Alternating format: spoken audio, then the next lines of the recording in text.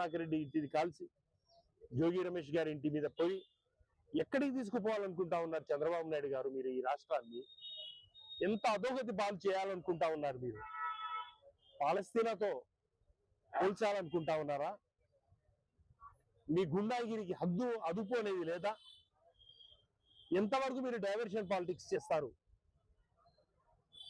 70 సంవత్సరాలు 80 సంవత్సరాల దగ్గర మీకు వయసు వస్తోంది. కొద్దిగా దేవుని గురించి భయం లేదు. ప్రజలు ఏమనుకుంటారు అనేది కూడా తెలీదా?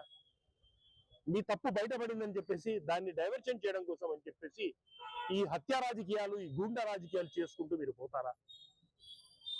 ఇది ప్రజలు హర్షిస్తారా? ఈ రకంగా మీరు రాజ్యాన్ని పరిపాలిస్తారా? దీనికోసమా ఆంధ్ర రాష్ట్ర ప్రజలు మిమ్మల్ని ముఖ్యమంత్రిగా ఎన్నుకున్నది? మీరు ఎక్కడ తీసుకెళ్తా ఉన్నారు? మేమంతా ఊరుకుంటామనుకుంటా ఉన్నామా? తర్వాత మా రాజ్యం రాదా?